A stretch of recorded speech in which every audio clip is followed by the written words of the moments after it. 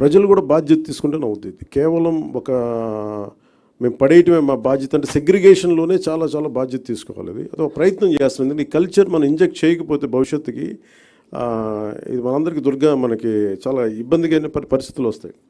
ముఖ్యంగా మీరు ఎక్కడ చూసినా సరే any water body, any canal కనిపిస్తే మొత్తం డంపింగ్ యార్డ్లా అయిపోయింది. ఒక చిన్న పంట కాలువలు, స్వచ్ఛంగా పారాల్సిన పంట కాలువల్లో ఈ చెత్త చెదారం వేసేసేటప్పటికి ఇది నాకు అన్ని చోట్ల కనిపిస్తూ ఉంది. దీన్ని పిఠాపురంలో నాకు దాన్ని తీసుకెళ్ళాలి, పైలట్ ప్రాజెక్ట్గా చేద్దాం దీన్ని.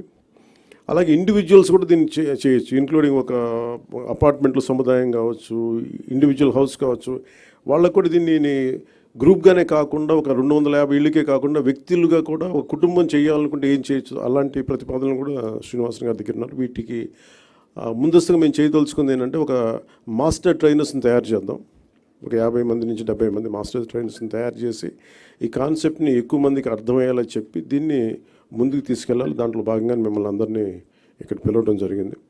మరి if you go into detail, ప్రతి డీటెయిలింగ్ వెళ్తే నిజంగా అందరం కలెక్టివ్గా అనుకుంటే ఖచ్చితంగా పాసిబిలిటీ చేయొచ్చు. ఇది కాదు, అది వ్యక్తితో మొదలవ్వాలి. సో నేను పొద్దున్న పెట్టిన ప్రతిపాదన కూడా ఏంటంటే నాకే అనిపించింది ఆయనతో మాట్లాడినప్పుడు, ముందు నేను ఎక్కడైతే ఉంటున్నా నా క్యాంప్ ఆఫీస్ కానీ, లేదంటే నేను ఇప్పుడున్న నా ప్రైవేట్ క్యాంప్ ఆఫీస్ కానీ, లేదంటే జనసేన పార్టీ ఆఫీస్ కానీ, ముందు వీటితో మొదలు పెడదాం.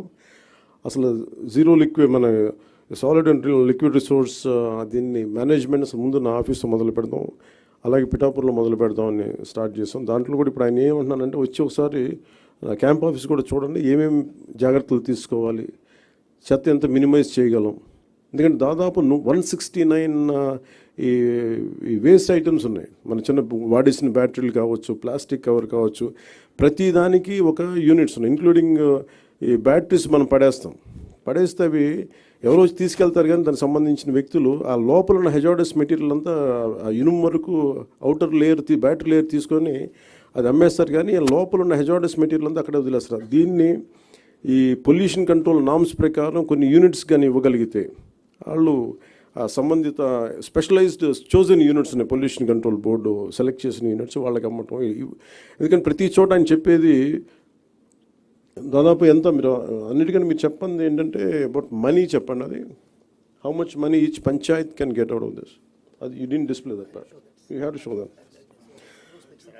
యూ హ్యావ్ టు, అంటే ఒక్కొక్క పంచాయత్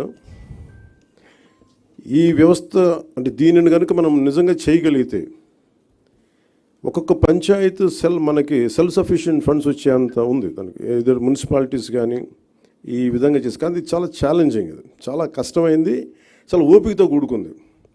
సో దీన్ని ఎలా చేయాలి అనేది ఇది ముందు మేము మాస్టర్ ట్రైనర్స్, దాంతోపాటు ఉదాహరణకి అంటే ఇది ఒక మోటివేషన్ కోసం ఇది చెప్తా ఉన్నాను.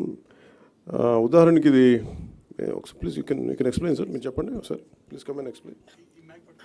This is nothing but the entire Andhra Pradesh. That's okay. Entire Andhra Pradesh, we got 13,301 gram panchayat. The garbage value per month, it's 100 crore and people contribution. Joined together, 220 crore is our garbage value per month. Without knowing that value, we are just simply dumping in the roadsides, burning, dumping in the water bodies and creating more problems. This is per month. Per year, if you go, it's around 2,643 crores. It will be generated only in rural area. It's not urban, only rural. Through this, 2.45 lakhs women self-help group members per month, 9,000 rupees they will get. That much of people we can generate jobs, non-stop resource which is going to come.